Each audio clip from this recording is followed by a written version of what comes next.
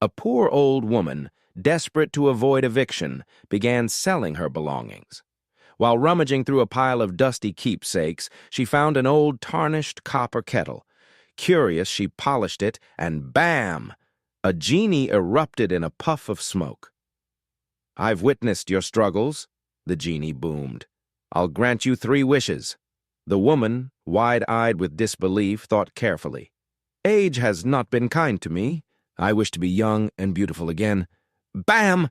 In a flash, the years melted away. She stood as a stunning young woman, her reflection radiating vitality. Thrilled, she exclaimed, "I want to live a life of luxury, riches, grandeur, everything." Bam! The rickety cottage transformed into a magnificent mansion. She wore a dazzling gown glittering with jewels and heels that sparkled like diamonds. The genie turned to her. "You have 1 wish left." As she admired her newfound splendor, her old cat timidly brushed against her leg, startled by the transformation.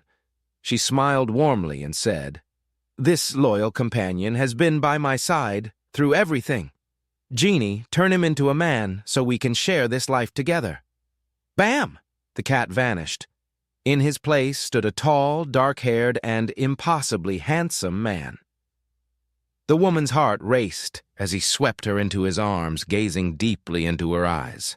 As the genie disappeared, the man leaned close, his voice a velvety whisper. "I bet you wish you hadn't had me neutered." A woman brought her limp duck, Cuddles, to the vet. Gently placing the bird on the table, she watched as the vet pulled out his stethoscope and listened intently to its chest. After a moment, he sighed and shook his head. "I'm sorry, ma'am, but Cuddles has passed away," the vet said solemnly. The woman, distraught, cried out, "Are you sure? He might just be in a coma or something. You haven't even done any tests." The vet sighed, left the room, and returned moments later with an old Labrador retriever. The dog stood on his hind legs, sniffed the duck from head to tail, and then looked up at the vet with sad eyes, giving a soft whistle. The vet patted the dog and let him out. Shortly after, he returned with a cat. The feline gracefully hopped onto the table, examined the duck closely, and then sat back, shaking its head and meowing softly, before walking out of the room. The vet turned to the woman and said, "I'm sorry, ma'am, but as I said, your duck is definitely 100% deceased." He typed a few things on his computer and handed the woman a bill. She glanced at it and gasped. $150? Just to tell me my duck is dead? The vet shrugged. "If you'd taken my word for it, the fee would have been $20. But with the lab report and the CAT scan, it's $150. A firefighter was outside the station working on the engine when he noticed a little girl nearby. She was pulling a red wagon decked out as a mini fire truck, complete with ladders on the sides and a garden hose coiled in the middle. The little girl, wearing a firefighter's helmet, had her fire truck being pulled by a dog and a cat. Impressed, the firefighter walked over. "That's a great fire truck you've got there," he said. "Thanks," the girl replied with a smile. The firefighter took a closer look and, to his shock, realized the wagon was tied to the dog's collar and the cat's testicles. "A little partner," the firefighter said gently. "If you tied the rope to the cat's collar instead, I bet your fire truck would go a lot faster." The girl thought for a moment, then said with a shrug, "Yeah, probably, but then I wouldn't have a siren."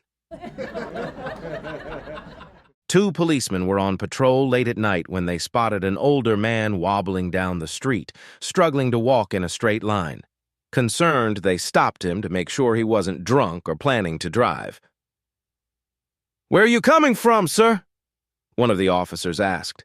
The man grinned and slurred. "From the best place in the world. My favorite bar. Great drinks, amazing atmosphere, and the nicest girls you've ever met, each one friendlier than the last." "Sounds like quite the place," the officer said. "But where are you headed now? Shouldn't you be in bed at this hour?" "Bed? No way," the man exclaimed, swaying slightly. "I'm on my way to a lecture on alcohol addiction, the dangers of smoking, and the importance of proper social behavior."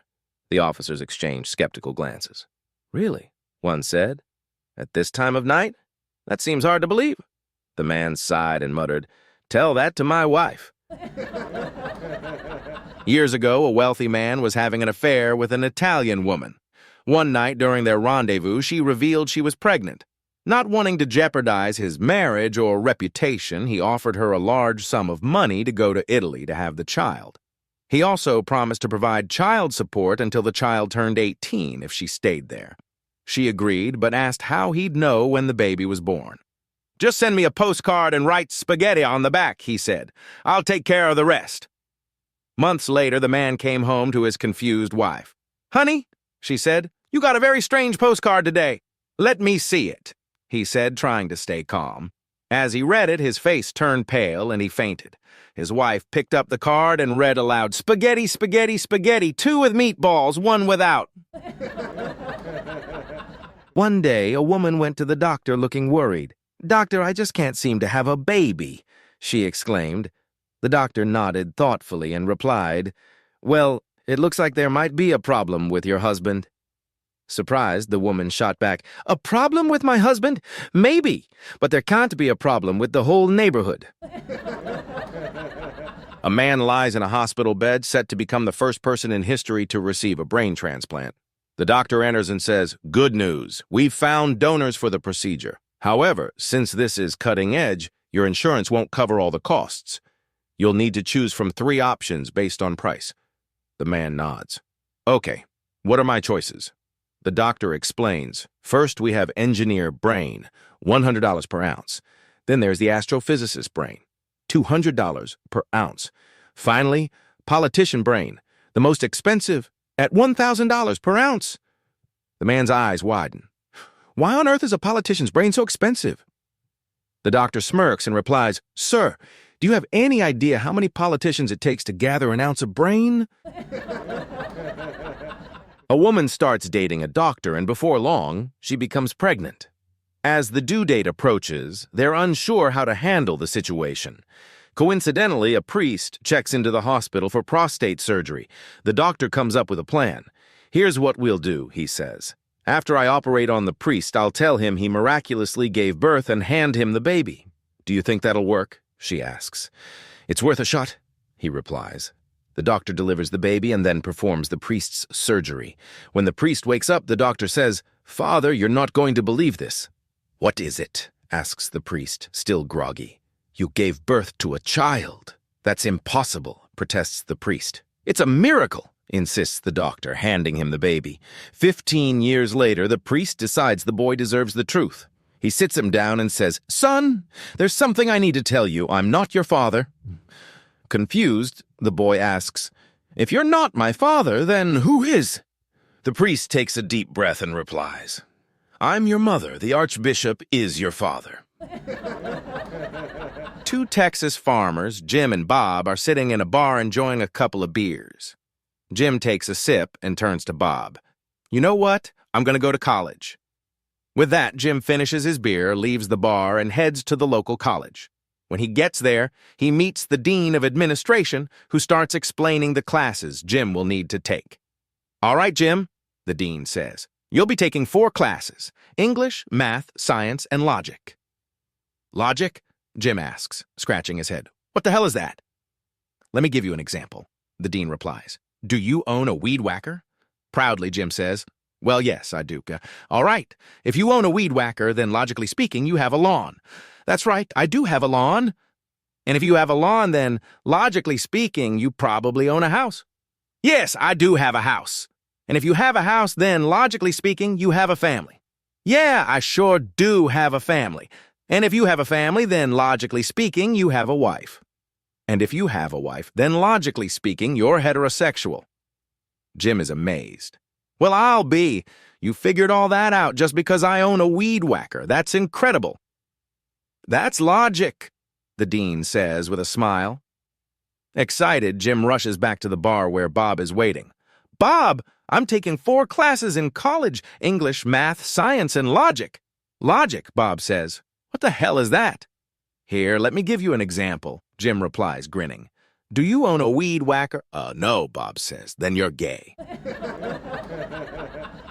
The police were stumped. They couldn't get their suspects to confess, and their cases were going nowhere. Then they heard about a telepath who could supposedly tell if someone was guilty just by looking at them. Desperate, they decided to give it a try. They brought in their first suspect. The telepath took one look at him and said, "This man is guilty. He murdered a pizza delivery guy who was bringing food to his house." The detectives were shocked. "How could he know that? We haven't said a word about the case." Encouraged, they brought in the second suspect. The telepath studied him for a moment and said, "This man is innocent. He was framed for burglary by his neighbor, Bill Summers." The detectives were stunned. "How is this possible? We haven't released any of this information." Still skeptical, they decided to test him. They brought in a beautiful woman they knew hadn't committed any crimes. The telepath immediately said, "This woman is guilty. She committed theft." One of the officers stepped forward and said, "Gotcha, we knew it. She hasn't committed any crimes. You're a fraud." As they dismissed the woman, the telepath calmly said, "I'd catch up to her if I were you." "Why's that?" the officer asked. The telepath smirked.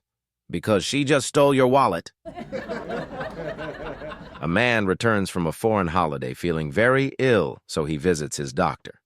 The doctor quickly sends him to the hospital for tests. When the man wakes up in a private room, the phone next to his bed rings. "This is your doctor.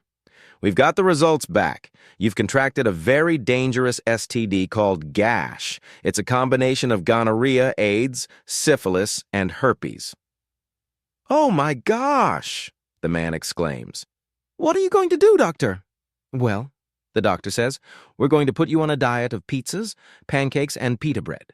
"Will that cure me?" the man asks. "No," the doctor replies, "but it's the only food we can get under the door." A man who had spent his entire life in the countryside visited a friend in the city.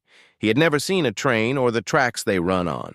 One day, while standing on the railroad tracks, he hears a whistle, but doesn't know what it is. Suddenly, a train hits him, throwing him to the side with minor injuries. After weeks in the hospital, he's at his friend's house at a party. While in the kitchen, he hears a kettle whistle. He grabs a baseball bat and starts smashing the kettle to pieces. His friend rushes in, sees what's happened, and asks, "Why'd you destroy my kettle?" The man replies, "You gotta kill these things when they're small." A young man strides into a local coffee shop one Sunday morning, sitting down with an air of superiority. He raises his hand and summons a waiter. "I want your freshest coffee, none of that leftover stuff you probably serve here," he demands. The waiter assures him they make fresh coffee throughout the day. "I'll believe it when I taste it," says the man. "I'm from New York. I know good coffee, and there's no way you've got it here. At least make a new batch for me." The waiter goes to the kitchen and returns with a steaming cup. The man takes a sip, grimaces, and says, "Just as I thought, this isn't fresh. Make me another one." The waiter, puzzled, goes back and takes more time. When he returns, he presents a fresh, aromatic cup. The man sips it, then spits it out in disgust. "This tastes like mud!" he shouts. The waiter, surprised, replies, "But, sir, it's fresh ground."